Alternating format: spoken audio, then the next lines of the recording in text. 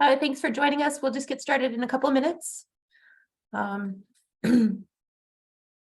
We see people coming into the room. My name is Jessica. I'm a librarian at the Chelmsford Public Library.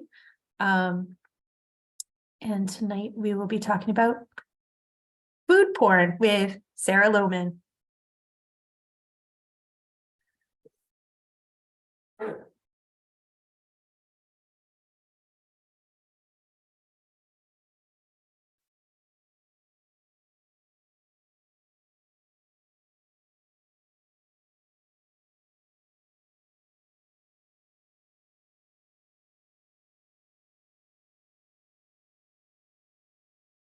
All right, so while we're waiting for people to come into the room, I just wanted to make a couple of program announcements, which I will also send out to you tomorrow when we send out the recording of this program.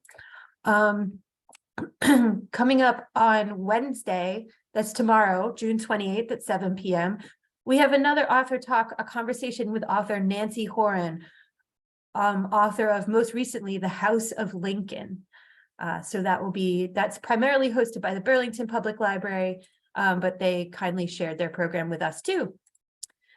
Okay, on Thursday, June 29th, Bruce Magnuson is going to join us online again for a brand new program called La Serenissima, a sojourn in Venice. It's based on a trip he recently took there, but it's got a lot of beautiful photography and a lot of history. So if you're interested in, Venice is just such a cool city. On Wednesday, July 5th, our summer concert series starts again. And the first concert is going to be with Hungrytown, folk duo Hungrytown. Those summer concerts are outside at the McKay Branch Library, and they start at 6:30 p.m. So bring your chair or your blanket and join us for a fun summer concert. Those concerts will be every Wednesday through the end of August.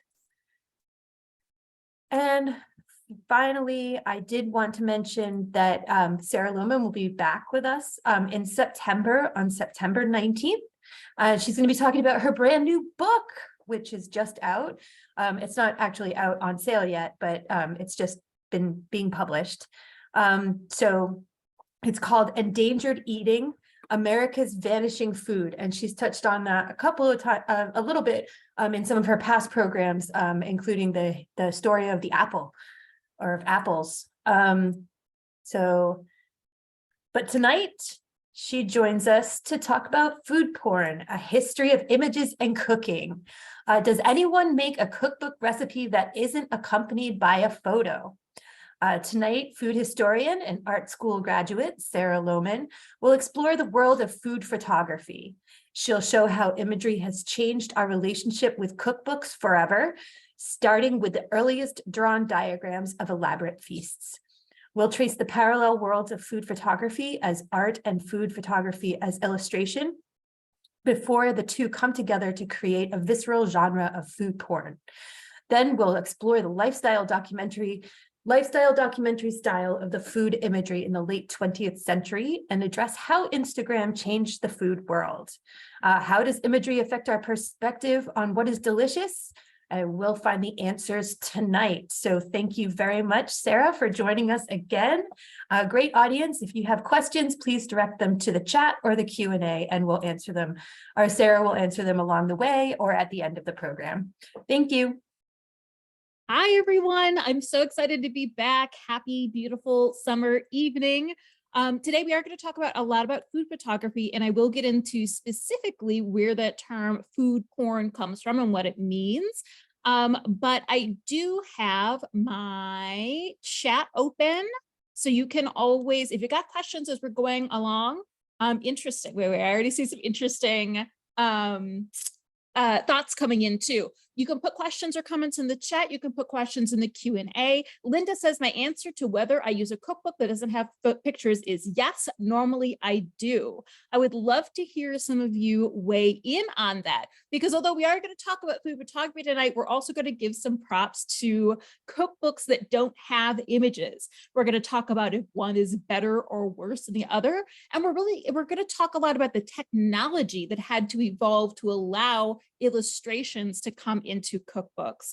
So as always, I'm coming at you from beautiful Las Vegas, Nevada. I know we got a lot of folks from Massachusetts here. I see Lowell in the chat as well. By the way, that is my information on screen there. I'm at 4 Pounds Flour on Instagram and Facebook. SarahLoman.com. You can sign up for my newsletter, see all of my upcoming talks, including my book tour this fall. And I also dropped links to the pre-sale of the book in the chat. It's not about food photography, but if you like this talk, you'll probably love my book. Okay, let's get into it. Let's begin at the beginning. So it's often been said that looking through a contemporary cookbook can provide a little bit of escapism, right? That you definitely flip through a cookbook before you start cooking the recipes. So the photographs can help you visualize the journey that you're going to go down. They can be aspirational. They can be about a whole lifestyle, not just the food. Judy says, terrible to admit. No, it's not, Judy, but I usually buy cookbooks because of the beautiful photos, but I print out recipes to cook without images. That is actually a really interesting insight, because in this era, as we're moving into a more and more paperless society, one of the genres of physical books that hasn't lost traction and lost sales are cookbooks. We still tend to buy art books, of which many modern cookbooks fall into that category, that they are these beautiful photo books, right? They're helping us imagine the dish before we complete it. But of course, the written word and cooking manuscripts came about a very long time before we're actually adding images. So in this first part, oh, hello, I'm British living in New Hampshire. I found that American cookbooks we moved out here 20 years ago didn't have pictures. British books tended to always have pictures. That is fascinating. And do you mean photographs or illustrations? I'm just curious. European covers are different than the United States covers. We're talking about like the photograph and the design. And a lot of times, I read an article about this recently, but I wish I could remember where. Photos, that's interesting, thank you.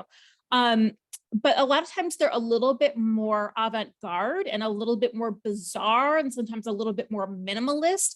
They go much more of this like artful direction, whereas American cookbook covers tend to be quite literal too. I wish I had some to show you the back and forth. I'll think about where I read that article talking about the differences, but there definitely is a difference. You're not imagining it. And that's interesting about British cookbooks always having pictures. We're going to talk a little bit about that too. European covers are also different for fiction and nonfiction too, usually a different release. There's always a different cover in a different country, but cookbooks themselves are interesting because in terms of what British people and American publishers think people want to see on the cover of cookbooks and will attract them is pretty dramatically different, in that one is very literal and that one is more abstract. Love a book of cocktail recipes, just bought a couple for myself, as a matter of fact. I'm doing some investigating into tiki because I'm doing an event here in Las Vegas this fall where we're recreating recipes, food and drink from casino menus throughout history. So if you're in Las Vegas at the beginning of October, it's going to be a lot of fun. Let's get into it though. So this is the first cooking manuscript in English. If any of you were with me last month when I talked about the entire history of cookbooks, I mentioned the form of curry. We're just going to touch on it for the visual design here. To give you a little bit of, wait, just thank you. So good with the Google. You know what, it actually was exactly the article. So just dropped a link about the images on British versus American cookbooks. Oh, hold on. I do want to show you this one. I'm going to stop the share for a second so I can show you this so you can see exactly what I'm talking about. So on the left is the UK cover for Ottolenghi's Simple, and on the right is the American one. So very different, right? I mentioned that the UK ones are often more abstract and more graphic too. Like the cover is reflecting the name Simple. But American cookbooks, at least publishers feel this way. think that we want to see the food in progress. There is this idea that if there isn't a photograph with a recipe, the recipe doesn't get made, that the images are really, really, really important. And there's also another theory that says that most people buy cookbooks and don't cook the recipes. They just use it as a way to go on vacation. Now, I have looked for actual studies or data to back up either of those claims, that recipes without photos don't get cooked and that people don't tend to cook the recipes from cookbook nowadays. That just look at them. There is no actual study, data, anything out there that proves that. So I don't know. I mean, so it's extremely anecdotal, and I don't know at all if it's true. But you can see those are ideas, I think, reflected in even the covers. The cover of this one wants to entice you to cook these dishes. Now, Yotam Ottolenghi is a big name, Israeli British chef, has a number of restaurants, bakeries, and a whole line of cookbooks. And I think a major component of why we buy a cookbook today is because we're invested in the persona. We've maybe gotten a little bit away from the idea of the 90s and the 2000s, like big celebrity chef persona, like the Bobby Flay, Emerald. We'll talk about that era, even the Martha Stewart. But there still is this, in the image on the right, a projection of a lifestyle, right? The marble countertop or table, the bright lights, the colorful food, the simple dishware. And it's a projection of like what you want from his simple food, but also you're going to buy this because you're invested in Yotam Ottolenghi. I think that the cover on the left goes much more the path, maybe because a British audience is more familiar with Ottolenghi, of you are buying this cookbook because you're invested in the cult of personality and the persona of this individual chef too. So, shrimp burger cakes. And it's also, I think, interesting, and this is a part that I need to add to my history of cookbooks and recipes class, that a lot of recipes online don't have recipes. I cook a lot from like real recipes, or at least when you print them, there isn't an image, right? They give you like a printer format one where you're not looking at the image too.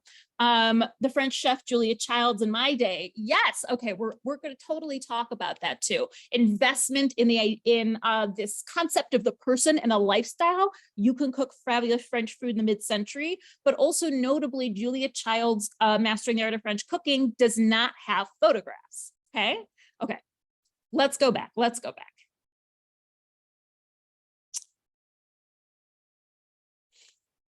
Yeah, so if you want to see that article, click on the chat and it's going to come up. Okay, that's going to come up again for just 1 second. All right, so the form of curry is a late 14th century manuscript. It was copied many, many times. This is a handwritten, on with the program, a handwritten manuscript cooking form. This one has been bound into a book. Other versions, there's like, I think a little less than 24 different copies of this are like a scroll. There's one in the Morgan Library in New York City that is shown sometime, and it's a scroll. And you can see that this isn't like as complicated as some illustrated manuscripts that from the Middle Ages, but there is a little bit of illumination in that the writing is in different levels of simplicity and fanciness. You've got these first characters being a little bit decorated. We're not going crazy here. So there were manuscripts before the form of curry. The earliest ones we know about come from about 800 to 1000 AD. The first cooking manuscript ever actually is from Mesopotamia and is a couple thousand years old, but that's just all written texts, cuneiform and inklay tablets. So this contains, although it has over 120 recipes, it has no illustrations, just a bit of illumination in the text.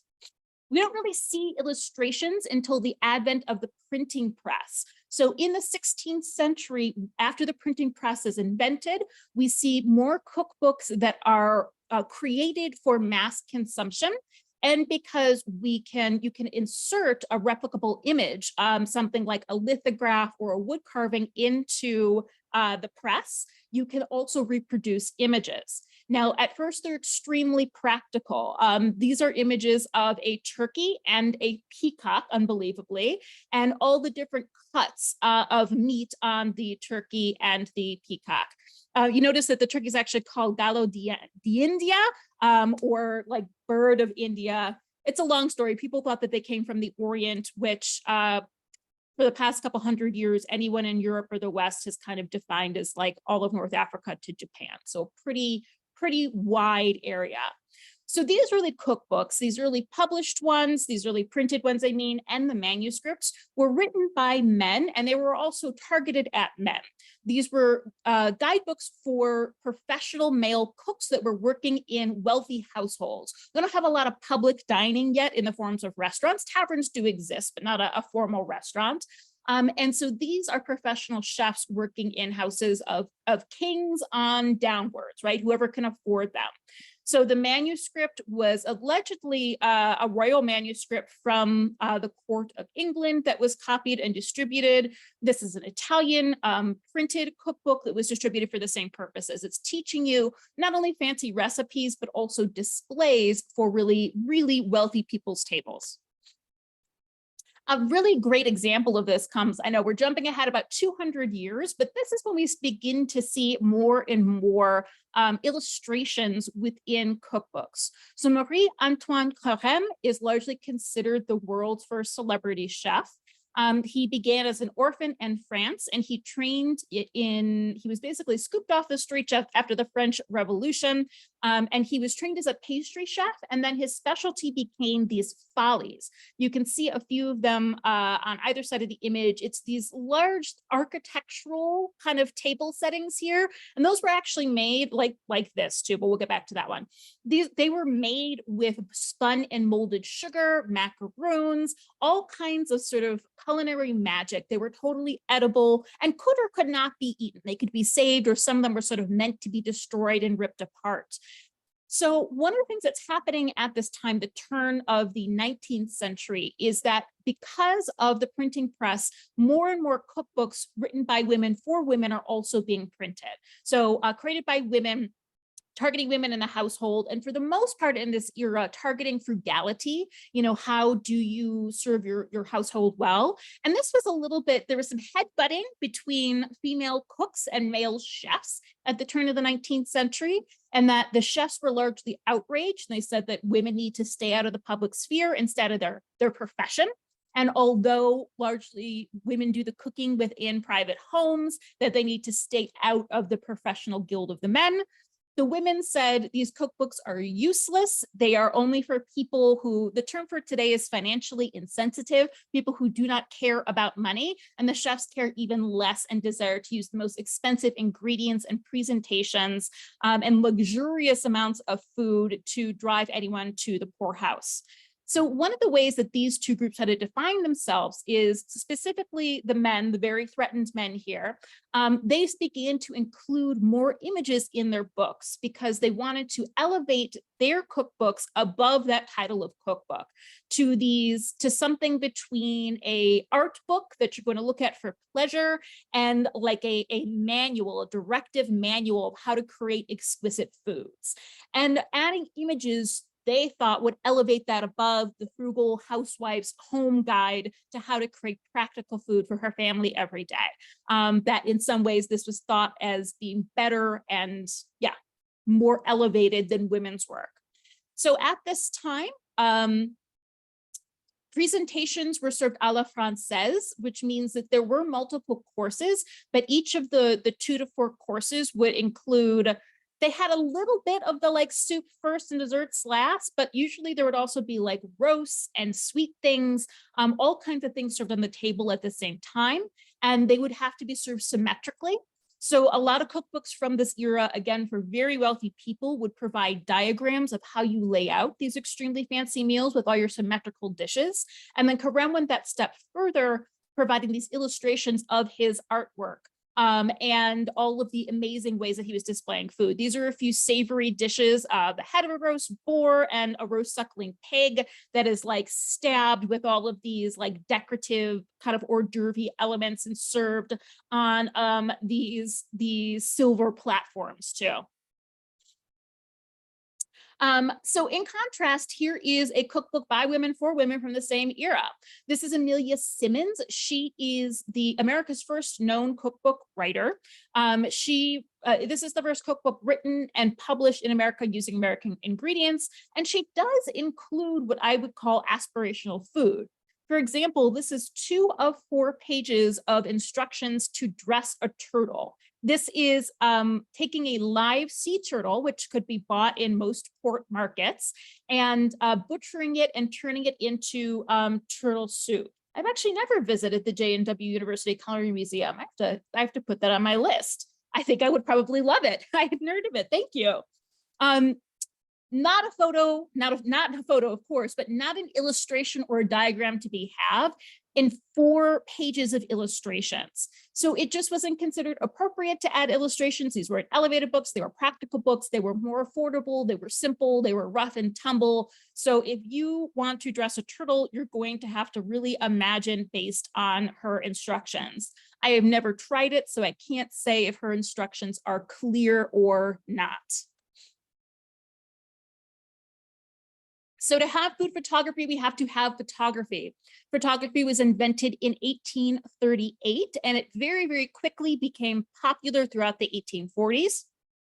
The most popular type of photography in the 1840s was called daguerreotyping, and you may have seen it. It was actually images imprinted on a sensitized silver plate, so they are quite shiny and reflective. That was commercial photography used for portraiture, but that couldn't reasonably be put into a book. And each image was unique. There wasn't a negative involved, so you couldn't reprint the images. So there were other ways being developed, the other photographic methods being developed, specifically with the idea in mind that people wanted to be able to create multiple images. Another early photographer was named Henry Talbot. This is an image of his from 1845. He invented a type of photography called salt print, where you use silver salts to sensitize a piece of paper. So it was much cheaper and much more practical than sensitizing a silver plate. And this is an early still life. So his still life, as one scholar said, it's not just a photo with food, it's the first photo of food. Now, this is, of course, playing off the ideas of painted or drawn still lifes that existed for centuries before. Particularly by the 18th and 19th century, Dutch still lifes were known for their luxurious portrayals of different sweets and fruits and food. Still life painting was never considered as high as an art form as portraiture or sort of narrative painting, but it was more popular in a way because it was more affordable. You hung it in your home. So of course, this piece of food photography mimicked painted still lifes, but also it was a handy thing to do because these early photographic methods required a very long exposure time. Meaning that you had to leave the lens of the camera open for several long seconds to be able to capture enough light to imprint the image. So pineapples don't move around, so that makes them an ideal photographic subject for early photography. And you can tell that there's some art to this by the placement of the tablecloth, the black background, and even the slight little tip of the pineapple, considered still a very rare and important fruit in the 1840s. So this was just done as an art photograph to show the depth of the method, and it did not appear in a cookbook. And around the same time, we begin to see more colorized illustrations appearing in cookbooks of all levels. By the end of the 19th century, the cookbooks by men for men, there are many, many less of them. There are a couple notable French or like Franco-American cookbooks written by important French chefs. But for the most part, we're moving towards manuscripts that are entirely focused on women, but they are including more illustrations, both mainly of ways to serve food and even more so of desserts. It's most often desserts that we see portrayed early on, like Carême's sugar sculptures, or in this case, a variety of gelatins, I believe a sorbet, a trifle that's like layered custard, cream, fruit, things like that. And I actually really love this. Beaton, who is a very famous British cookbook author. My British fans in the crowd here probably have heard her name. I love this idea where these are just cut fresh strawberries put into a vase. I think that that would be a really, really cool centerpiece for, let's say, this time of year, the middle to end of June. So inspiring us to this day. Now, these are drawn illustrations and they would have had to be hand colored. The one on the right, this one is from the 1890s edition. So this one could have had printed color, but the one on the left from the 1860s is hand painted. You can download Mrs. Beaton's book from the Internet Archive. It was first published in the 1860s and she died tragically young shortly after, but there are many, many updated versions of her books that reflect the changing times too, even in terms of the illustrations. So her book, the full title is Mrs. Beaton's Book of Household Management, and then there's a whole lot of like this, that, and the other. So it's in a way not for the lady of the house, it's for her to show to her head cook and her staff so that they can begin to mimic the designs in this book. By the end of the 19th century, early 20th century, servant labor is becoming much more expensive and there are much fewer households that have access to it. So in that case, these illustrations appear to teach the lady of the house how to create food that looks like you have a serving staff, even if you can't afford one. Another, I think, really great example from 20 years later is this is from one of Agnes Marshall's book. I can't remember which one. Marshall was a confectioner, is considered the British queen of ice cream. She sold her own line of ice cream molds. And you can see at the bottom these illustrations from one of her ice cream books. Molds for these designs can be had of A.B. Marshall. You could send away for all of them. So these are illustrations of molded ice creams that you would not just mold in her pewter molds, you would then paint with natural dyes or press in different colors of ice cream to truly mimic the objects they were supposed to represent. Now, most people bought these from a confectioner. They weren't doing them in their own kitchen. So her book was popular both with people at home getting new ideas how to make ice cream, but also largely with confectioners too. But I really love, I mean, these are really illustrative. It gives you a sense of the quality and the detail and the sort of illusions that can be created with her ice cream molds. I think my personal favorites are the ones that are like a little more bizarre. Like a pineapple on peach is cute, but what about a cauliflower? Like imagine serving just a big raw cauliflower for the last course of your meal. And then people are like, oh, it's ice cream. Or better yet, a plate of fish, which I think is hilarious. But of course, this pyramid of fruit that has like greens in it too is just absolutely astounding. Really, really beautiful stuff. So then these, since it's coming later, again, these could be hand colored, but they actually look like they're probably color printed. And we're really getting intense colors as opposed to 20 years earlier. So the thing that I think is the most marvelous about this photograph is just how modern it is. Yes, it's being recorded, Cindy, don't you worry, Jess will send it out. So Vladimir Schoen, he is the first person to create a color photography process called the autochrome. The autochrome used potato starch to essentially create like an RGB 3-layer negative that then you could print a photo in color. And the colors were pretty true to life, although this was considered not a practical photography technique. It was more used for art photographs. We wouldn't really get sort of practical photography techniques that we use day to day until the 1950s. This is one of his earliest images, and it's from 1910, but it's so incredible because it seems so modern in the simplicity of the composition and the simplicity of the tableware, and that it captures this messy in-between moment. Rather than these really large and incredible ice cream molds or spun sugar sculptures, this is a normal breakfast, and it captures this moment when you've just cracked the top off of the soft-boiled egg and you're about to dig in with your spoon and some toasted bread. And just the contrast of the orange, the yellow orange of that yolk and the light blue of the background is really spectacular.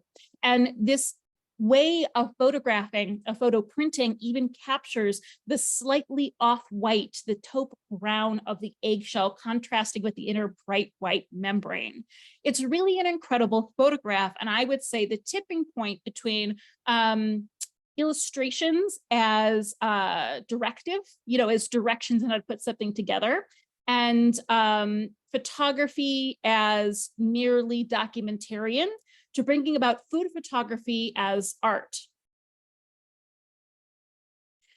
People are still working in black and white for the most part, and a photographer named Edward Steichen, he begins to, this was the era when we began to pull photography away from just being documentarian and really trying to show and prove that it is an art form just like painting. Rule of thirds. I love that someone just called that out. I also teach a how-to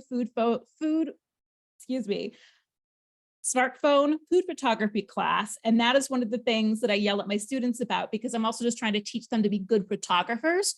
So the rule of thirds, I will touch on that. Why not? It's one of the things that makes this photograph so beautiful. It really has to do with our human bodies. Our human bodies are divided into thirds. Our head is 1/3 and the rest of our body is 2/3-ish. It has to do with how we look at the horizon. We want things to have this 1 to 2/3 proportion. So in this image, you can see that approximately the horizon, it's not halfway, it's at about the 1/3 mark, while the top there is the 2/3 mark.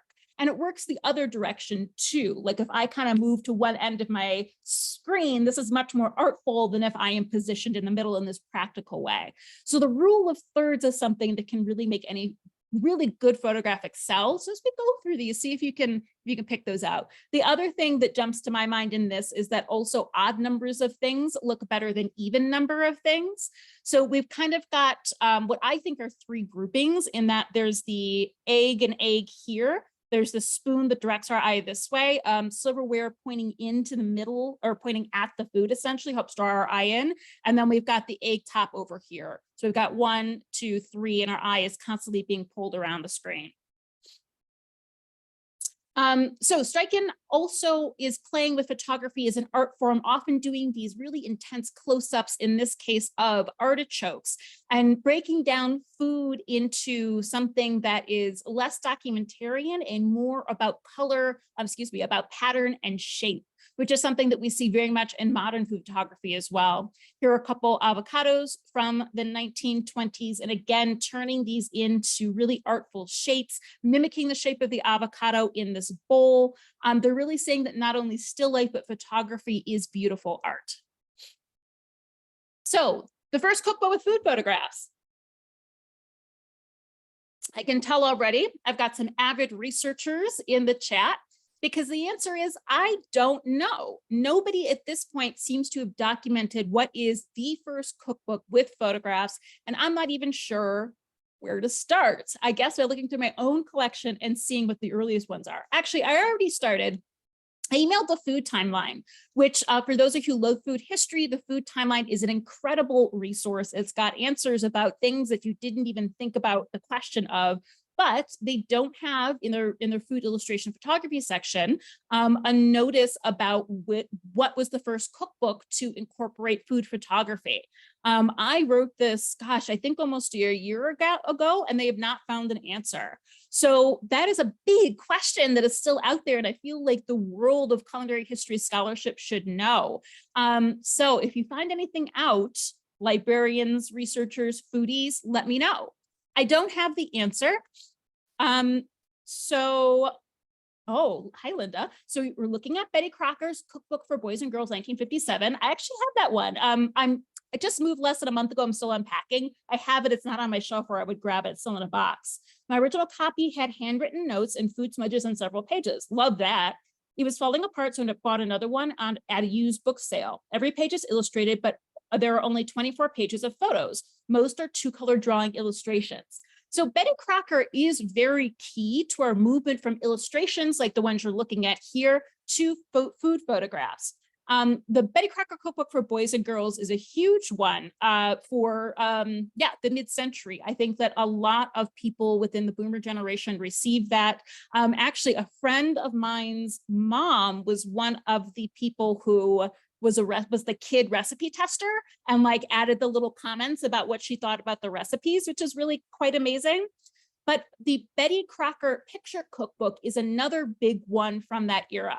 Did I unpack that one yet? I'm looking really, really quickly. I don't think it's out of the bag yet.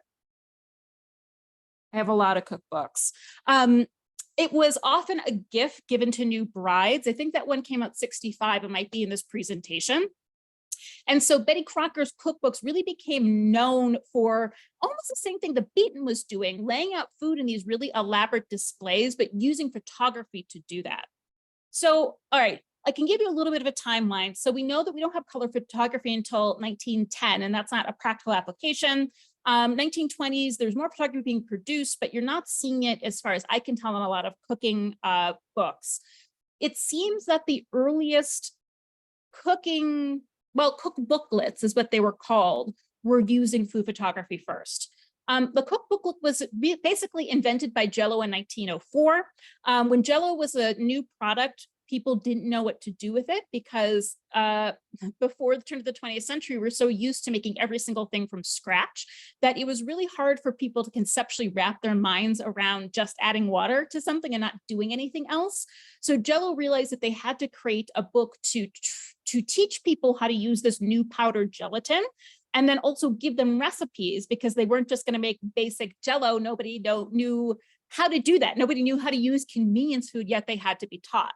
So this is a page from the first one with some incredible illustrations. I love how they are able to capture the transparency of the Jell-O.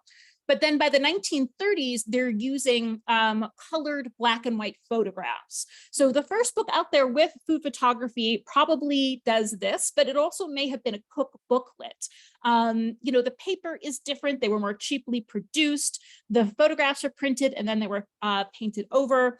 This is Jack Benny, back from when he was on the radio with Mary, I can't read her name, Mary Livingston, that's it. And they were a comedy duo. And also their show was sponsored by Jell-O. So we can see that their cookbooklet from, I believe, 1931 is using food photographs. So this is the first time that we're seeing the marriage of photography and food. Was it Mary Jack's wife? Yes, great question. I do think so. I'm not a Jack Benny expert, but I feel like somebody here probably knows the answer to that if you do jump in. So here these two are from the 1940s. So these are pretty early. And again, on the left, you are seeing what is definitely a black and white photo that has been covered in. The one on the right's a little bit more questionable, but probably the same. So these are also cookbooklets that are advertising. Thank you, Fred. Fred says yes. Jack Benny and Mary Livingston were married. So it is in these, yeah, you have a few Jell-O cookbooks from the 1960s. I love looking at them. I love looking at them too. Actually, I have quite a big collection of those as well, because especially as the technology changes, because we're talking about technology as far as photos, technology is as far as printing and paper, right? So by the 60s and 70s, the Jell-O is absolutely luminous. It kind of comes back around to those original illustrations that I love so much. So, oh, thank you. We've got more book recommendations coming in. So more black and white photos that are colored in, but then as we move to the 50s and the 60s, we have actual color photographs. Now, because of the color photography technology at the time, the food had to be photographed under extremely bright, harsh lighting, which I think you can see in this. Some of these cookbooklets were given away at grocery stores. You're absolutely right, Linda. And in other cases, you could buy a product and then send away for what would be a free cookbook as well. Again, they're educating people to use their products and use only their products too. Now, this is definitely the era when I think most people think that food photography looks pretty disgusting, and it absolutely does. And it is in part because of the lighting that was used, this really, really, really bright lighting to be able to capture the vivid colors. Because this lighting was so bright and the lights were incandescent and so hot, the food would very quickly wilt. So they had to use all kinds of tricks to make the food look, at least in their opinion, delicious, or at least hold up under these lights. I think it's really apparent in the image on the right. Food was hairsprayed or even lacquered, fully varnished and painted to make sure that it would kind of stay together while it was being photographed and also glisten a little bit under the lights as well. This is also the big era of all of the food styling tricks that sort of died out in the 90s. Things like using Elmer's glue as cereal milk to get those perfect placement of milks and drips. Soap foam used on the top of beer for beer bubbles. None of this food is edible. And honestly, through our modern eyes, these don't look edible to me either. But it was a result of the photography techniques where they wanted to include food photographs. It was the sort of new modern thing to do, but because of the technology, things turn out looking pretty gross. There we are, Betty Crocker's picture cookbook. Actually, earlier than I thought. I think you said I dated it as 65. You said the cookbook for boys and girls was 1957. And the Boys and Girls Cookbook is blending photographs and illustrations. Betty Crocker's picture cookbook, it's right there in the name. It's advertising its use of photography on every single page. So in a way, this starts the connection of we don't make a recipe unless you can look at the photo. The picture cookbook had these spreads of photographs, and this is offering you menus too. And then you would sort of flip to the sections to look at the recipes. But really, every recipe would have a photo that would go with it. It is still within this very highly illuminated, very vivid, but very like varnished looking capacity. And I do think that there is a reference to like the sugar towers of Anton Carême in this tower of powdered sugar donuts. I mean, this is an absolute spread. It doesn't even say, it's just a supper in the garden and kitchen breakfast buffet. I guess that one implies a party since it's a buffet. But these are really, really intense meals that are displayed beautifully, that now this is all on the shoulders of the average housewife to aspire to this. It's also selling a lifestyle, especially because in the kitchen buffet, we can also look past the food and see the kitchen too. Oh, see the pour over coffee device, very cool. See the shiny chrome waffle maker. See the bright red laminate counters and all of the beautiful cabinets too. Selling a lifestyle to young brides. Conversely, here we are in 1931, The Joy of Cooking, one of the most famous and popular cookbooks of the 20th century. Not a photo, not an illustration to be found. But this book is so reliable, I would absolutely make anything from it. We know that it's triple tested. We know that this has been passed down through families. Do I have a more recent copy? And more recent copies, they've added a few little illustrations for tricky techniques, but that's it. It still remains one of the most popular cookbooks of all time and still has no photographs in it. No one buys The Joy of Cooking thinking that they need to see a photograph of every recipe, which I think is interesting. And we talked about Julia Child and Mastering the Art of French Cooking in 1961. I have a cookbook, Great Ground Beef Recipes, dated 1965, Family Circle publication. I bet the photographs in that look disgusting. I would love to see it sometime. In Julia Child's cookbook, in the original, again, there are no illustrations. In later editions, there were a couple illustrations added of tricky techniques. But it is all about information design. It is all about her prose and writing, her careful step-by-step explanations of technique, but it is not about images. So again, this is a cookbook that is still purchased to this day, one of the most popular 20th century, no images at all. Someone said in the chat too, maybe she was expecting people to watch her TV show. An interesting thought, and I really, really like that. I would actually, here's what I would want to see, because this cookbook is published before she's put on television, right? This comes out before she's famous.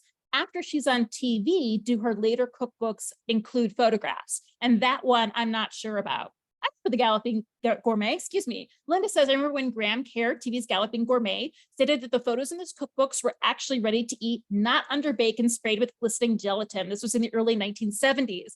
And I do think that that was very much a revolution. We don't use as many of these on-camera tricks anymore because of digital retouching. So I think that the things like the dips of glue, the sprayed with gelatin, painting something with oil, like vegetable oil is another technique too. These lasted the longest within commercial photography, like the images that would appear on the Rice Krispies box or something. But now now those kind of touch-ups are done with digital technology. And there is this full out, mashed potato for ice cream, shaving cream for the whipped cream, right? Things that would hold up under these lights.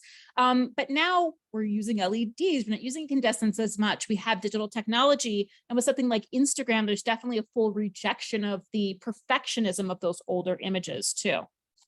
Yes, thank you, Mary. Mary says, later Julia Child cookbooks do have photos. Interesting, isn't that? So Elizabeth David, a British food writer, this is her only book that includes an image. And one scholar called this the worst food photograph they'd ever seen, because Elizabeth David hated food photography. We're going to get into the reasons a little bit later why people have rejected food photography in some cases. I just want to take a minute to disagree with the idea that this is the worst food photograph. I actually love it in its messy ugliness. I love that it's the end of the meal instead of the beginning. What a bizarre thing that we don't normally see. I love that it looks like we've just gotten that from the table and we're like, oh, I forgot to take a photo to remember this incredible meal. I think that it's very fun. I think it's very, very French, simple too, right? Like you feel like you're at an outdoor cafe as well. But Elizabeth David, for the most part, in all of her books, also did not use any sort of food photography or illustration.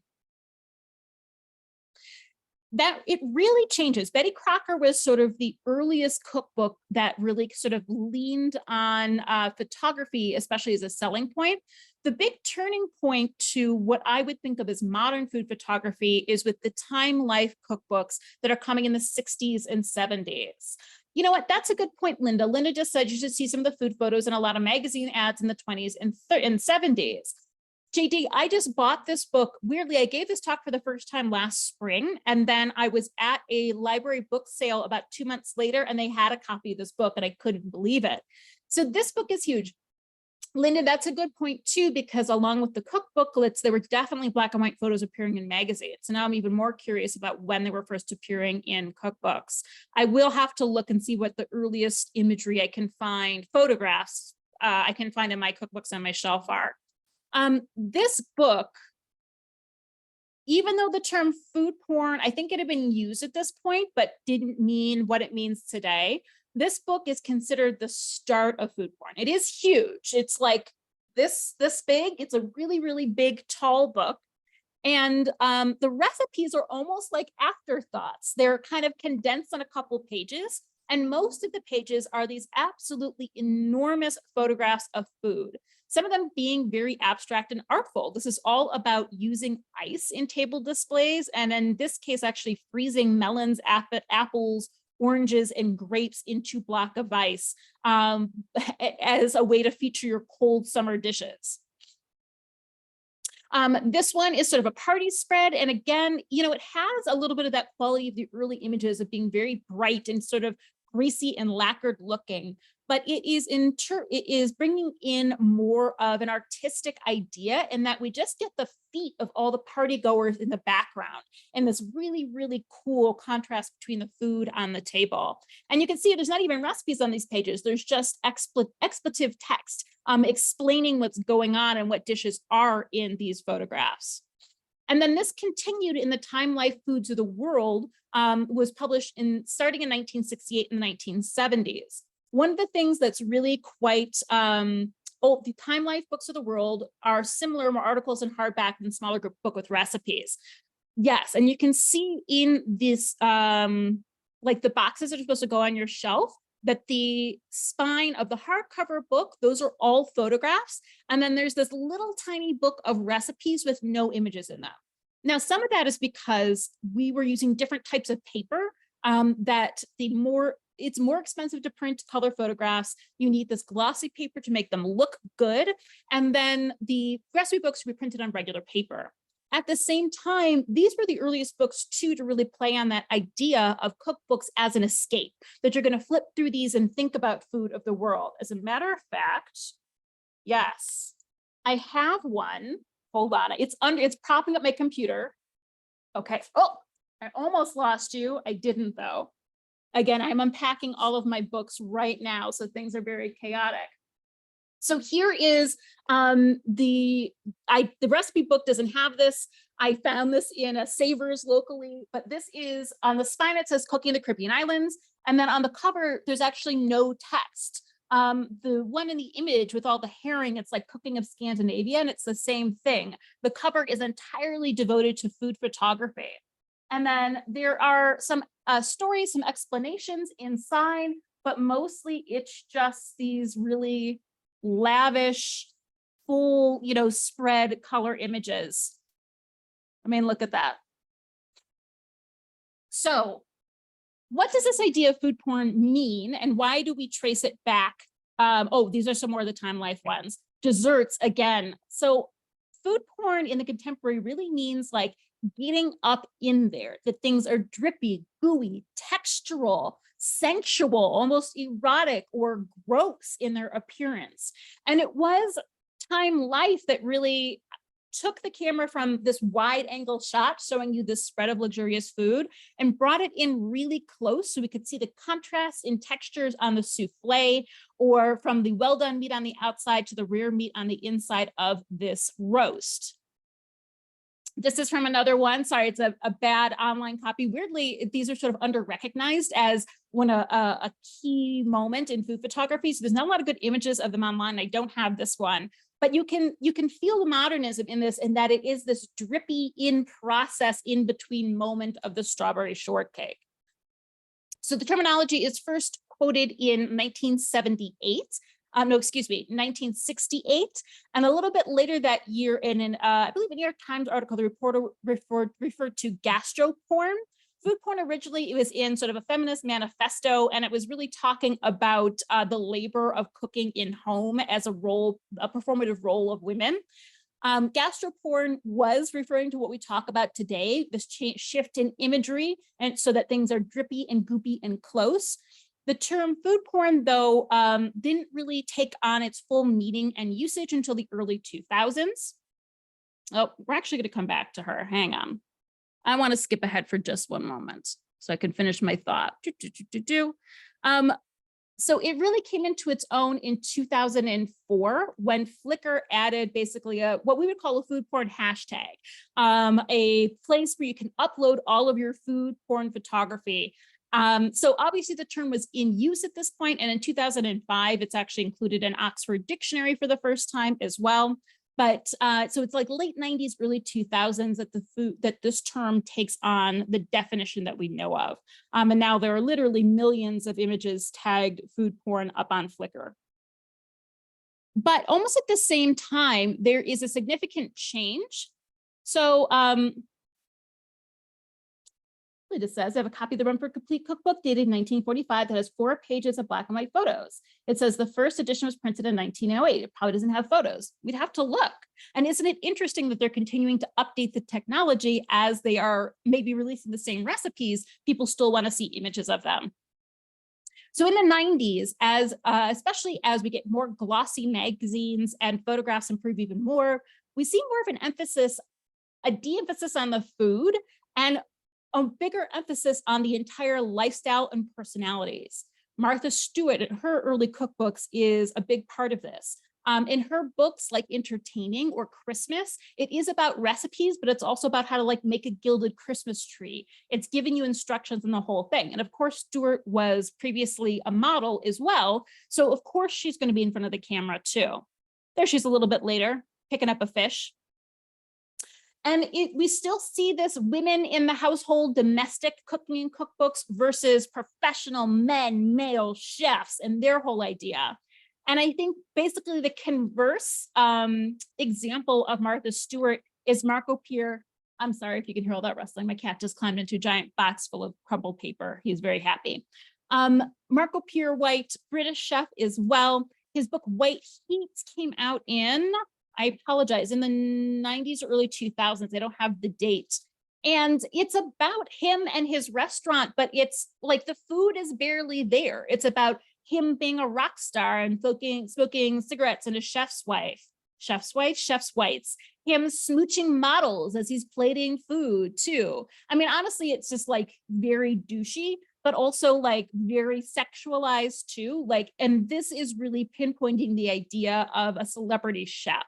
So the food photography in the 90s really pulls away from being about food and really focuses on the personalities. And of course, this is also when the Food Network is becoming big as well in the late 90s and early 2000s.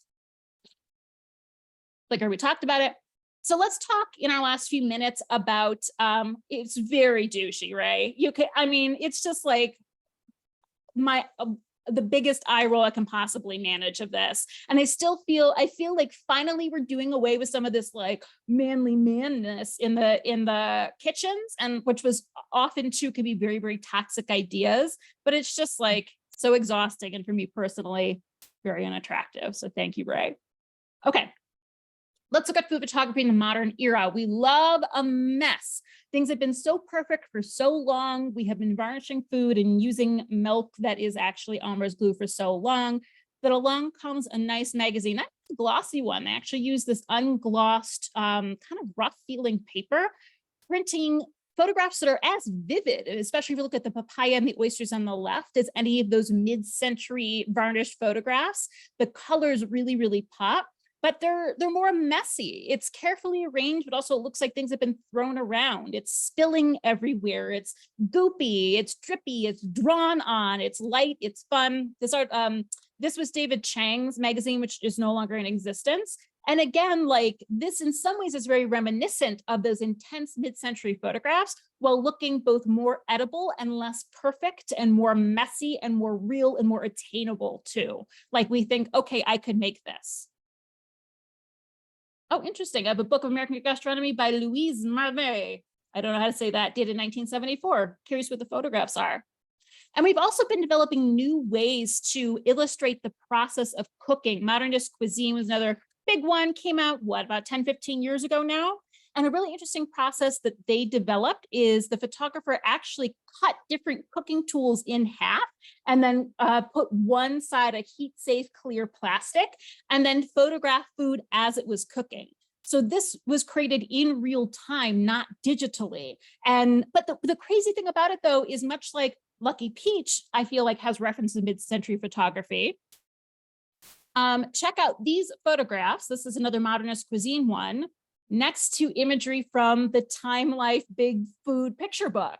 So this is essentially the same thing. It's looking at a clear boiling pot and then sort of placing different vegetables on top of it, but it has some of the same vibe as this, I would say. This is from modernist cuisine, and this is looking at different coatings for fried food. And this is from Time Life, and this is looking at different table grapes. So you can see that there is a communication between these two that definitely our earliest sort of modernist food photography book is informing the photography in modernist cuisine. Of course, Instagram has had a big effect on our food. I think the biggest one is that colorful food rules all. It's very difficult to photograph soups and stews, either ugly, delicious or brown foods. We're coming back around to that too. This is actually a photograph of ice cream that is quite delicious from an ice cream store called Soft Swerve on the Lower East Side of Manhattan. I used to live on the same block of this ice cream store. And when the ice cream store first opened, there was literally a line around the corner. And it is because they were serving Southeast Asian soft serve, things like black sesame, matcha, ube, and they were serving them in these colored cones. So the ice cream itself was so wonderfully intense. And so because it was so Instagrammable, news of the new ice cream store spread very, very quickly, and the lines were really long. Now, at the time, this being 2016 through 2018, it infuriated me because I was just trying to get to work, and there were people stopped in the middle of the sidewalk photographing their ice creams that I wanted to smoosh in their faces. I never did. I just did this very like haughty, excuse me, some of us live here. And then I take it back because once things finally calmed down, actually one night, I had a late night working at the Tenement Museum, and I saw that the store was open, and I went in and got ube and a coconut swirl, a toasted coconut on top, and it was killer. So Instagram has definitely affected, specifically in this case, the rise of Asian flavors within desserts, because oftentimes those flavors are also extremely colorful and beautiful. But that's just one of the, I would say, 3 things that has resulted in the rise of Asian desserts in America. 1, a larger Asian population, and 2, they're delicious, and then 3, Instagram. But certainly now here in Las Vegas, there is this ice cream place that's making these cotton candy burritos, and they are extremely colorful and Instagrammable. So it's definitely how this food will look in an image is still very much on the mind of food creators. But there is also a vibe shift in terms of how we're taking photographs. Food photography is going in a way that I love in terms of being much less stylized and much more natural. Now, on one hand, these are very, very intricate gelatin desserts. So they in themselves are absolute perfection, but they are just photographed using natural light and very, very, very simple backdrops. But we even have something as extreme as this, which this is a very popular account. You see they have 30,000 followers. But I don't love the photographs, but you can see it's just using the environment, using natural light, using things in situ, in process, without the heavy sculpting and moving things around. This one too, it really speaks to, I'm just having a meal in my kitchen. Oh, this is very like Carême worthy. This even looks like that Agnes Marshall ice cream mold we looked at. That's crazy. At the same time, these little bums is not what they're called. These are actually, the English translation is nun's boobs. They're a medieval dessert that is somewhat modernized. But things are simple, they're approachable. So, okay, last thing, then we're done. And I'm running over because I was talking to you guys so much. There are still books today that don't have photographs, even though we often think that a modern cookbook must have big, luxurious images. Not the case. The Moosewood Cookbook from 1977 has charming illustrations. This is a culinary classic. I also love the recipes, not only that they're handwritten, but they're very kind of loosey-goosey and free. That speaks to the photography too. That's been something that's said of modern Instagram images and modern cookbook photography, that they are messier and in process and loosey-goosey and not as aspirational. They feel more like you can do it, that it's easy. Like here in the accessories, these are all just suggestions in there. I love these too. I've never cooked anything bad out of the Moosewood Cookbook. Mark Bittman's How to Cook Everything was the first cookbook that my mom gifted me, originally published in 1990. Same things as some of the other classics. There are illustrations of tricky moments, tricky techniques, but for the most part, it is extremely text heavy. But I think one of the most recent ones that has been a huge hit is Salt, Fat, Acid, Heat, the cookbook that also turned into the Netflix show. Samin Nosrat decided she did not want to use food photography for a couple reasons. One, because if something looks perfect, it can really set up this mental block that like, oh, it will never be that way. And so she's not setting any sort of expectations. Somebody else, like it wasn't Nosrat, I can't remember who now, was also pointing out too, that often if we see hands or people in cookbook photographs, they are often white hands and white people. So if we're setting up expectations of not just how our food should look, how our kitchen should look, but how we should look, that creates a very exclusive instead of inclusive audience. So many chefs and cookbook authors like Nosrat are pushing back against that in a way to make cooking and cookbooks more accessible, which I think is a lot about what her book is about. There are recipes, but it's also about technique and the concept of cooking good food. Julie Sani, her book came out in the 70s as well, Classic Indian Cooking, not an illustration or photograph. I wanted to show hers last because she is really the one that said, that she didn't want food photographs. She is going to tell you how it should look, give you some expectations, but in no other way. She thinks that cookbooks set people up for failure, that if it doesn't match the image, then it's not a success. And she doesn't believe in that at all. So she doesn't want that level of intimidation for her readers. So there are plenty of amazing cookbooks without images. There are plenty of amazing cookbooks with images that are also a joy. Both of them are good and wonderful. And this has been a very, very brief, and thank you for all of your engagement, history of food photography. My pleasure. I'm Thank just- you so much. Thank you. Bye. That was awesome. And just as a reminder to everybody, Sarah will be back online for us on September 19th to talk about her new book. Yay. So I will send out this chat and the recording tomorrow. And thank you all so much for joining us tonight. My pleasure, everyone. See you in September. Thank you so much. Take care, Sarah. Thank you.